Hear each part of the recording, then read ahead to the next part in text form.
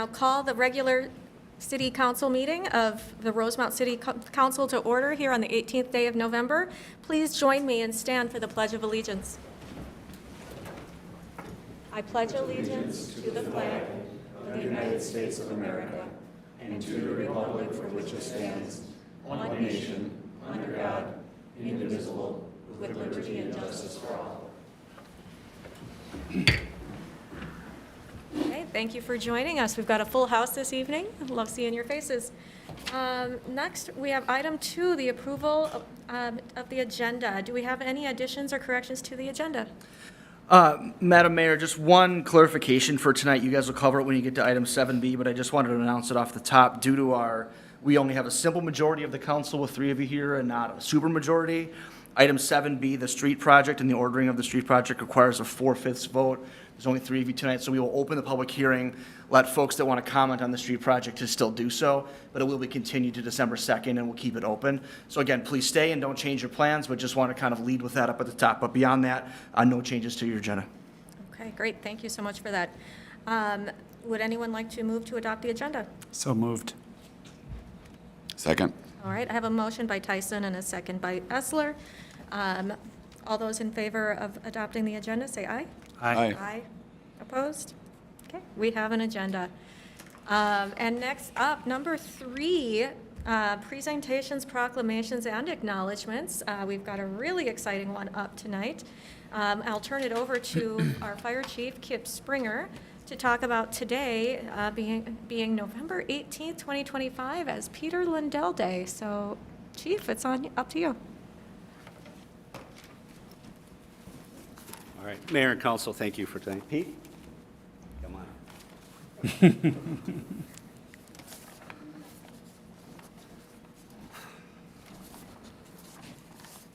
Yeah, today's a difficult day. We have firefighters who retire. This one hits a little bit different when you have somebody this dedicated who's been on the fire department for this long. But we are here tonight to celebrate Pete Lundell and his 56 years of service to Rosemount. Think about the fact that he joined in 1969, right? I hate to say it was the year I was born, but 1969, right? Think of the fire service back then and what Pete started with.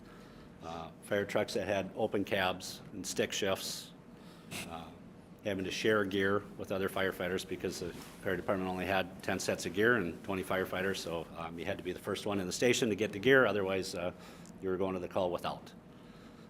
So obviously times have certainly changed.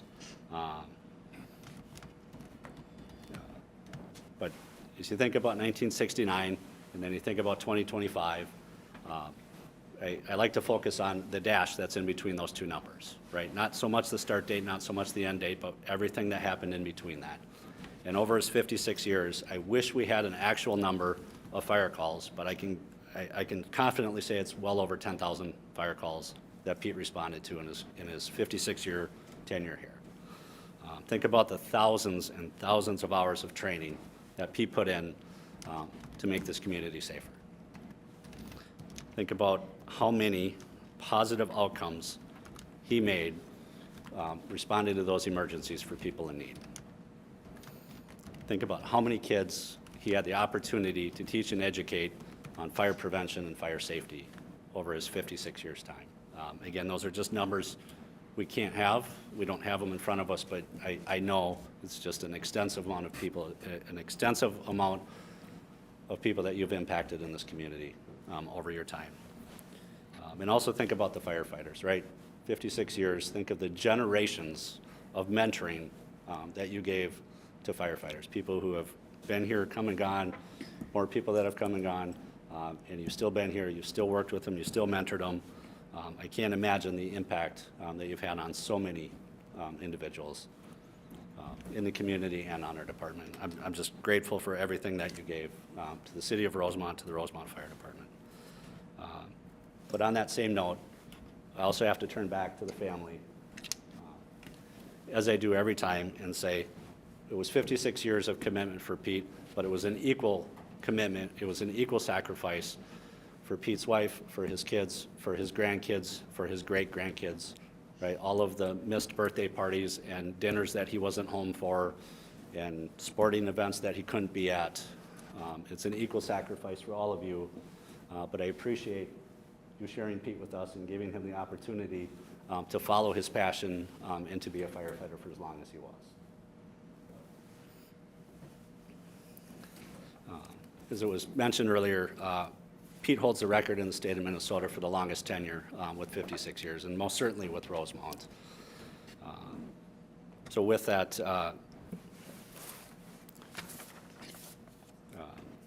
in recognition of his extraordinary service, we have attached a proclamation that we would ask the council to support and to read tonight. Okay, thank you. Pete, would you like to say some words? Pardon? Would you like to say some words? It's been an honor and a privilege to serve with the firefighters, and it never would have happened without my family. They have sacrificed so much. I'd never be able to do it without them. Thank you very much. It's been an honor and a privilege to be able to do it this long. Thank you.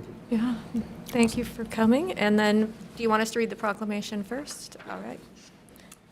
Whereas Peter Lundell has faithfully served the Rosemount Fire Department and the Rosemount community for an extraordinary 56 years, beginning service in 1969. And whereas Peter Lundell holds the distinction of being the longest-serving firefighter in the state of Minnesota, a testament to his unwavering dedication, courage, and commitment to public safety. And whereas in 1976, I was 2 years old, he played a pivotal role in helping the development of the department acquire its first ladder truck and has since evolved into every ladder truck purchase, ensuring the department remained equipped to serve the growing needs of the community. And whereas he served as a captain for 16 years, providing strong leadership, mentoring, and a guidance to generations of firefighters. And Whereas Peter Lundell's legacy is one of selfless service, quiet strength, and deep commitment to the safety and well-being of the people of Rosemount.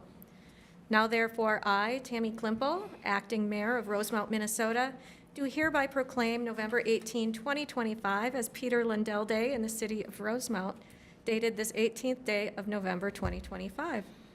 And as a technicality, we're supposed to actually have a motion to approve this. So do I have a motion? So moved. second. And there you go. All in favor? Aye. All right. And we've got the fun part now. We've got a proclamation to hand you and some photos to take. So we'll come on down.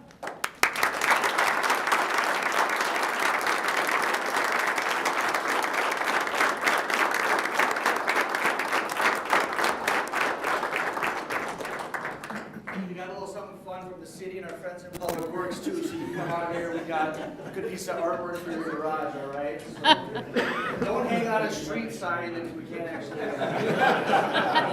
You guys, all the brass, you should get up here. Get the chief. All the brass.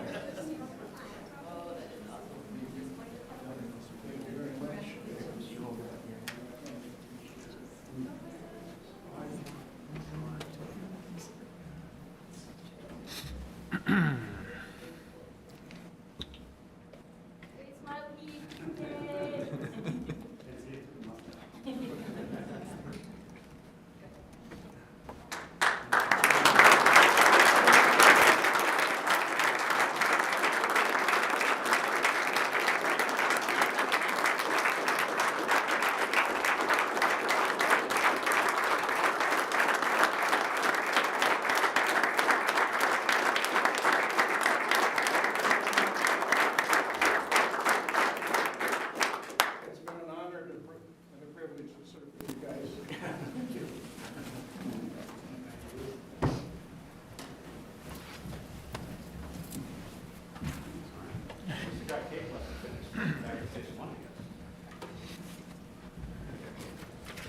Thank you.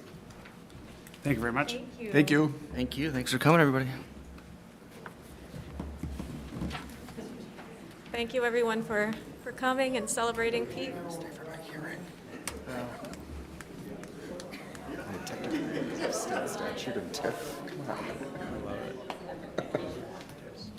Look at that big family. I know.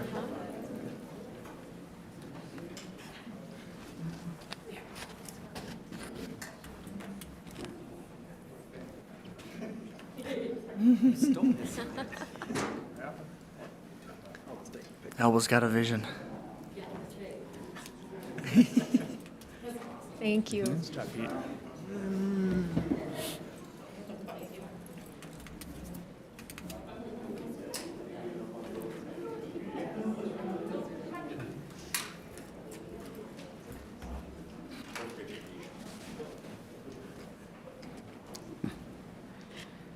All right. As the room is clearing out, we'll give a little bit of time.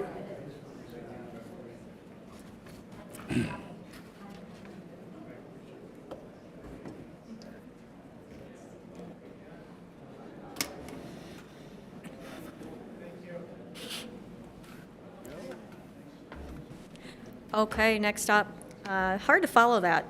We'll move to item number 4, response to public comment. Administrator Martin, do we have any comments to respond to at this time? Just a quick check-in. We did have the resident from the Dodd Boulevard neighborhood that was talking about a potential to pave the road. I'm still just continuing to have conversations with that community if they'd like to have that happen. So just a more focused update for those folks, but for the good of the order, we'll give you that update from last week. Okay, thank you. Next up, we'll move to public comment. If anyone would like to address the council, now is the time to do so. We ask that you please state your name and address for the record. We ask that you keep your comments to 3 minutes or less, and typically replies to the comments will be made via letter or phone call within a week or at the following council meeting. And so with that, the floor is open for public comment.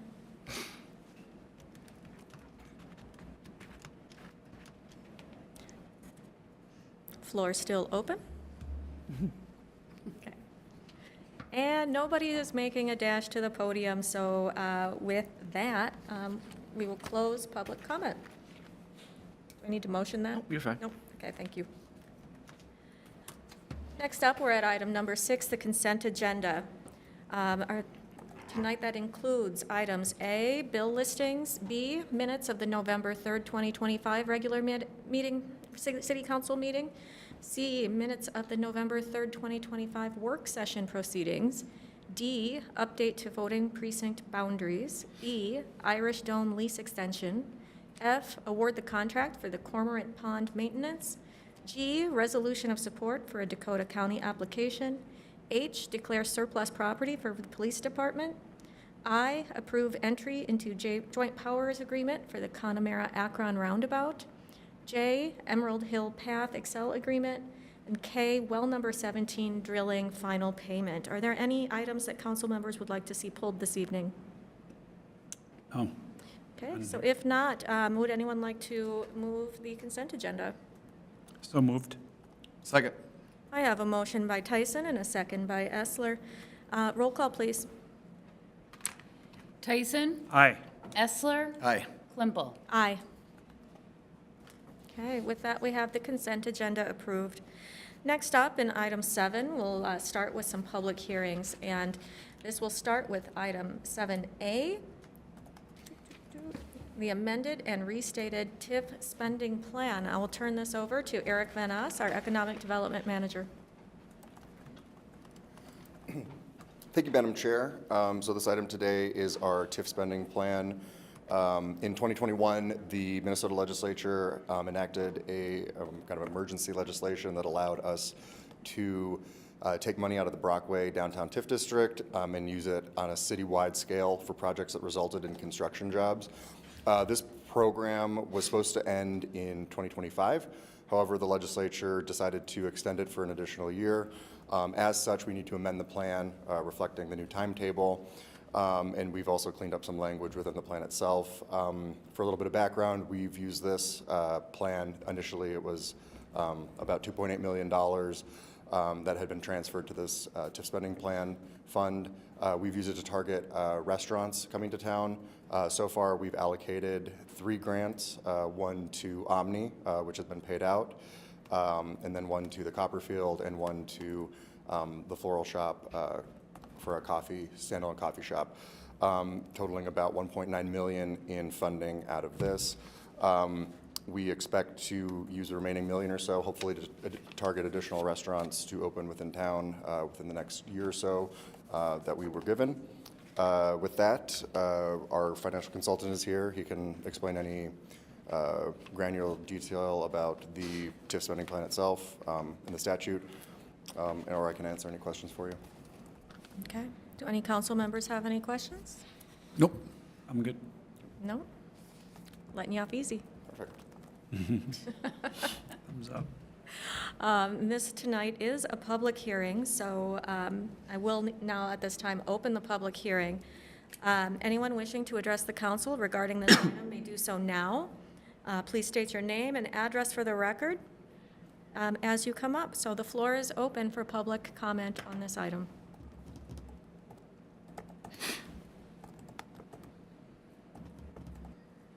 Really is hard to follow up that retirement because nobody's dashing to the podium to comment at the public hearing. So I will move to close the public hearing. Is there a second?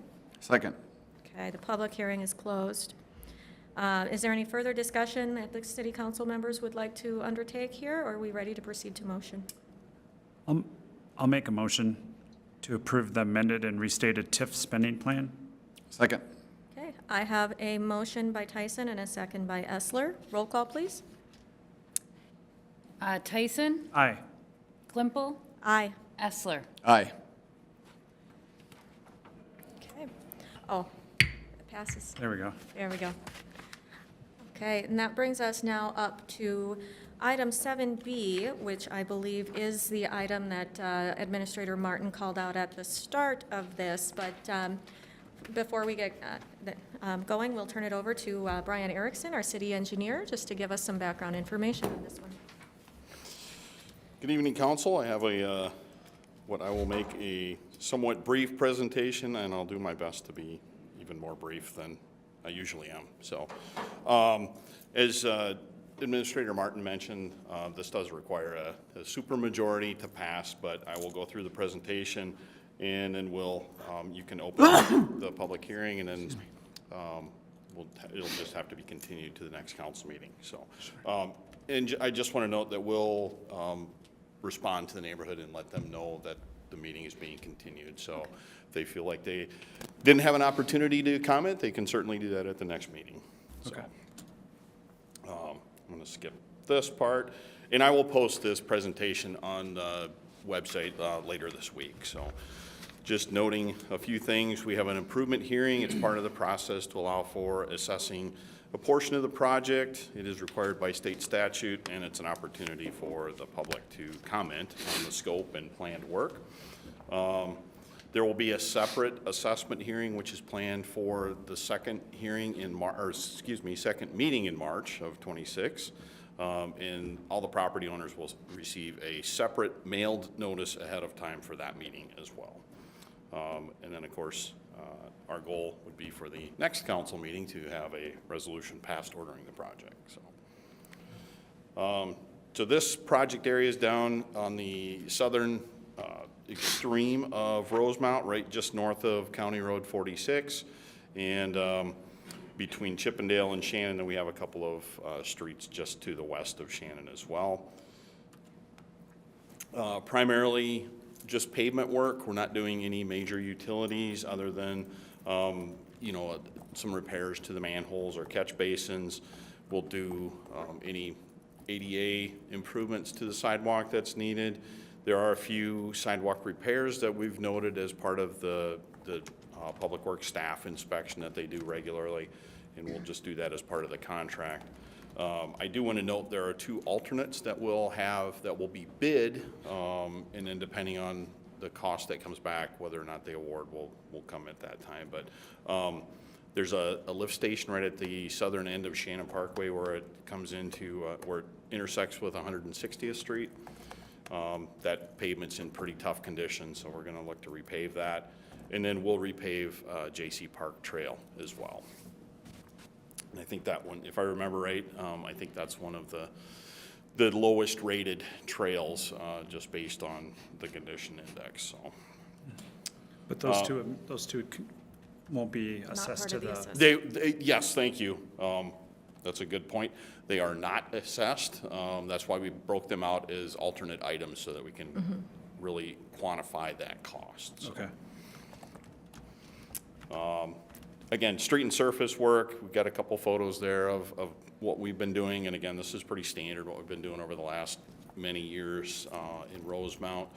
You know, if we have curb and gutter issues where the water is, where it's standing, the curb is sagged or something like that. And then we do know a few trip hazards for sidewalk, as I mentioned, and then we'll upgrade any of the pedestrian ramps to the current standards. Nothing new here with what to expect for construction, right? Lots of big equipment, some temporary traffic delays. Everything will be done under traffic, so any opportunity to get in and out of the residents' driveways, they'll be able to do that for the most part. There might be a delay, but it would be measured more in hours than days kind of thing. So, and then again, you know, probably some restoration behind the curb wherever that happens. So. And then the estimated cost and funding is shown here. We have just a little over $2 million estimated for the work. And then that's funded via the street CIP, special assessments, and then the 3 utility funds as well. And just tonight's hearing, of course, is on the improvements, not on the assessments, but this is always a question that comes up. So there will be that separate hearing in March. The final assessment is based on the contract amount, so that's 35% of the street improvement, and that's the only thing we assess on. We don't assess on the utilities. It's just the street portion of the project, and the city pays the 65% with the street CIP. The other 35% is paid as part of the assessment. So it's a 10-year term. It's a per unit assessment. That makes calculations pretty easy. And then that final calculation should be completed by the 1st of March. We plan to bid so that we can open bids in mid to late February, and then we can do those calculations pretty quick. So again, as noted, it doesn't include the alternate scope items. And we did a real preliminary estimate at this point. So looking like it's probably in the $3,000 to $4,000 per parcel range at this point.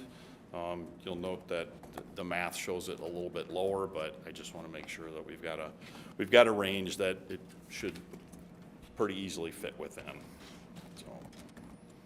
So, and again, here's the properties that are shown as part of the assessments, and it's only those properties that actually front the street at this point.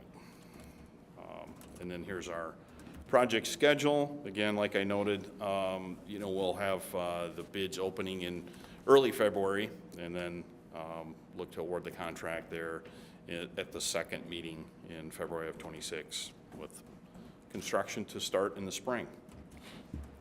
And with that, just contact. So again, myself, Brian Hillgardner is the project manager from Bolton and Mank, and he has a couple of other engineers that we're working with as well.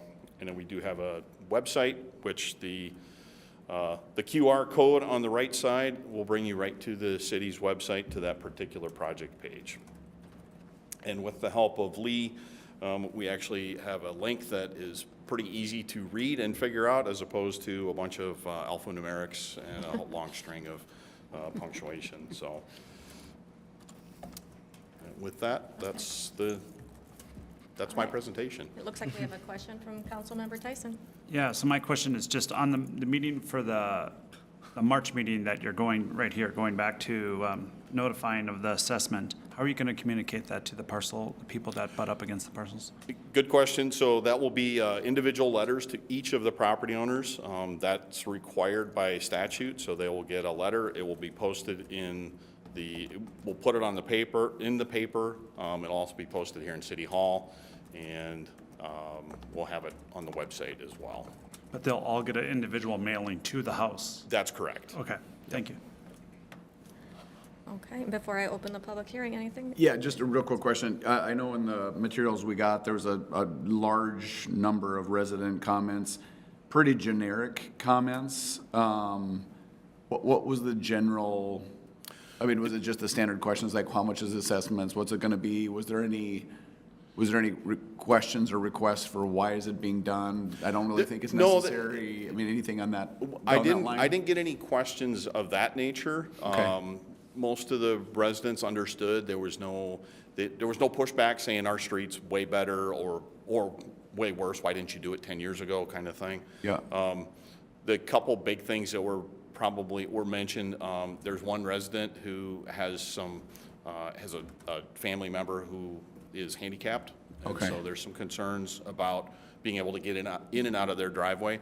The other one is there are a couple of homeowners who have new driveways. And so clearly they don't want their new driveways tore up with any construction. So Yep. Okay. we've noted that, and we'll make sure as we get into construction that the contractor knows that and that they are very careful around those areas, or making sure that we address any concerns for the resident who needs a little help with their vehicle getting in and out of the driveway. Other than that, my guess is just looking for the range of the assessment was probably what the questions were about. Exactly. And in this presentation, a very similar version of this presentation was, we used the new EOC, the new conference room at the Public Works Building, and we're able to just kind of keep that as a rolling presentation. So anybody who was waiting to meet one-on-one with any of the project management team, they were able to at least Sure. take a peek at that ahead of time and, phrase any questions they had for us, so.